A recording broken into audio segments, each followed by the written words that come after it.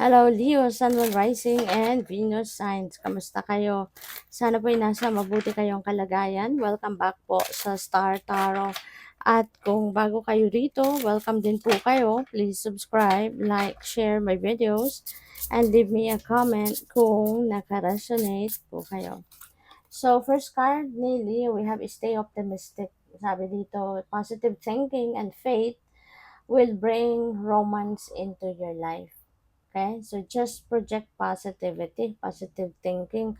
Huwag kayo mawala ng pag-asa. Okay? Kung kunyari, baka iba sa inyo, matagal na nag-aantay no, ng inyong person na dumating, yung right person mo. Diba? Maaring hanggang ngayon wala pa.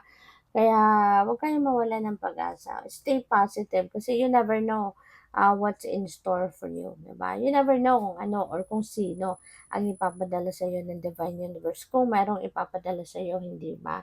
So, just think positive and keep your faith alive and hope alive. Kasi, lahat tayo, 'di ba? Meron tayong kanya-kanyang swerte. You never know, baka yung person mo, yung nakatakda para sa iyo inaano pa, kumbaga, ina-align pa ng divine universe ang mga kaganapan mag para magkita kayo or para ma-meet mo na siya, yung gano'n, 'di ba? Kasi nga, 'di ba lahat naman nakaplano na 'yan ng universe. Iba-iba lang tayo ng timing, okay? 'Wag lang kayong mawalan ng pag-asa. Yung next card is Twin Flame. Sabi dito, this person is your mirror soul. This is why this connection feels so sacred to you. Ayan. So, baka ang iba sa inyo ngayon, baka nakita mo na, or baka yung jowa mo sa ngayon, ito na siya. Siya na yung twin flame mo. 'Di ba? At napapansin mo, nare-realize mo na, siya na siguro nga ang aking twin flame. Kasi alam mo yun, yung ramdam mo na yung connection ninyo malakas, ramdam mo na ito na yung person mo. Ito na yung makakasama mo habang buhay, no? Your next card is letting go. If someone leave you confused more than comforted, you need to reassess their access to you. Okay? Hindi lang ito sa love life, no? Related. This could be a link to any person na mayroon kang connection. Kasi kung nagpapagulo lang siya sa isip mo, kung panggulo lang siya sa buhay mo, 'di ba? Rather than maganda yung maging epekto sa panahon na nga para ipag-isipan mo, ano ba ang purpose ng taong ito sa buhay ko, 'di ba? Bakit siya nandito sa buhay ko? Kasi kung hindi naman talaga siya nakakapagdulot ng magandang epekto, kung nagugulo lang ang buhay mo dahil sa kanya, bakit mo pa siya ikikip sa buhay mo, 'di ba? Maybe it's about time na for you to think of letting that person go sa buhay mo. So, by the way, maraming salamat no, for subscribing. And if you haven't subscribed yet, subscribe na kayo. And also, maraming salamat din for not skipping the ads. Malaking bagay yun sa akin. And also, please click the join button sa baba ng video kung gusto ninyo na mag-join kayo sa membership. Okay? Salamat po. So, your next card is attraction. Sabi dito, you attract romantic love by enjoying this moment fully. Okay? So, this is beautiful. Kasi, maaari ngayon, no, you are going to attract your person.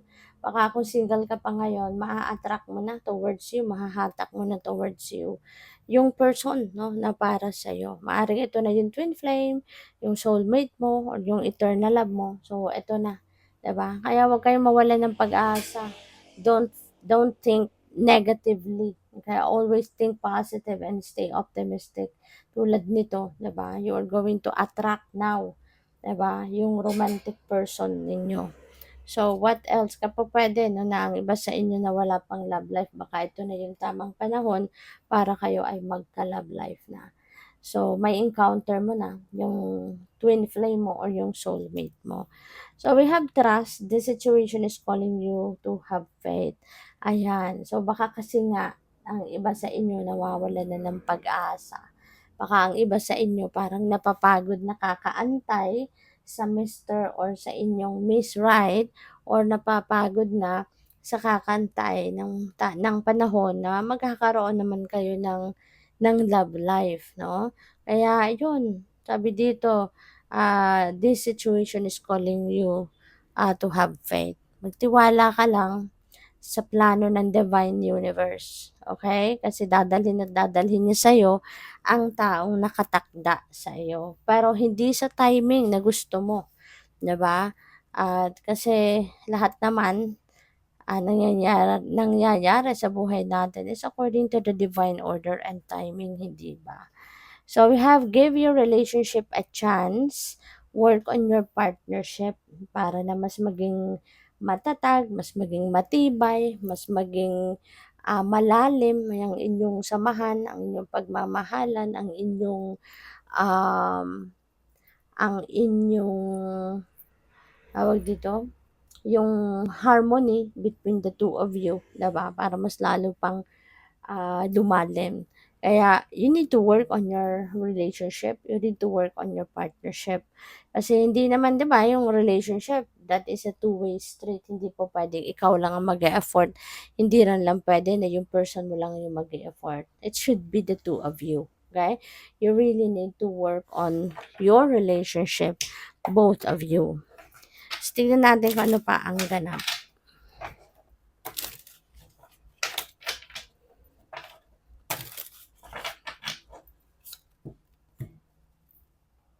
So, we have the Hanged Man, ayan. So, maybe ito na, the time is time is up, kumbaga para sa'yo sa pag-aantay. Dadating na 'no, kasi meron ka ng attraction na. For those of you 'no, na nabuburyo na, napapagod na kakaantay, nasaan na kaya yung magiging jowa ko, nasaan na kaya, kailan na kaya ako magkaka-love life. So, parang ito na yon yung panahon na talagang masasabi mo sa sarili mo na the wait is over, 'no?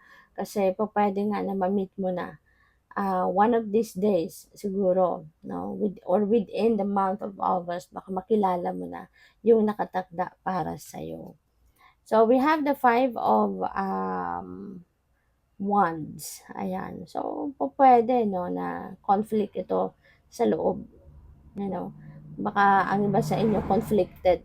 Kaya din siguro hindi mo pa nakikilala yung magiging jowa mo, 'di ba? Kasi hindi ka din sigurado pa siguro sa sarili mo if you are ready na nga to enter a relationship kapag may dumating na, or ayaw mo na, or gusto mo lang na mapag-isa.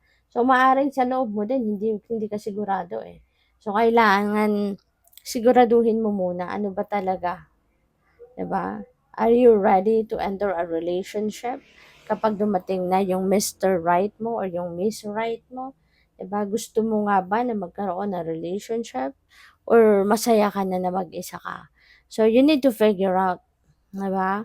Kasi minsan ano, alalahanin din natin ito, na minsan nabuburyo tayo kakaantay ng gusto natin, na kung anong pinagdadasal natin. Pero hindi rin sa atin binibigay kasi kung i-examinin mo sarili mo hindi ka din ready, eh, hindi ka pa ready, sa kung ano talaga ang gusto mo, hindi ka din sigurado sa kung ano talaga yung gusto mo. Kaya papaano nga naman ibibigay sa'yo ng divine ang hinihingi mo, eh, sa kaibuturan ng inyong puso hindi ka din sigurado sa gusto mo, kung yun talagang hinihingi mo ang gusto mo, 'di ba?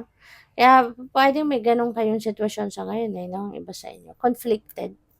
So we have, 4 of Swords, ayan, think about it, okey, think about it, para hindi masayang ang inyong pag-aantay. Kasi baka mamaya antay ka ng antay, pero yun naman pala ang totoo sa kaibuturan ng inyong puso ay hindi ka rin sigurado kung gusto mo nga bang magkarelasyon or hindi talaga, 'di ba? So, pahinga ka, give yourself time to breathe, give yourself time to think, 'di ba? Para maging sigurado ka which path you want to head towards, 'di ba?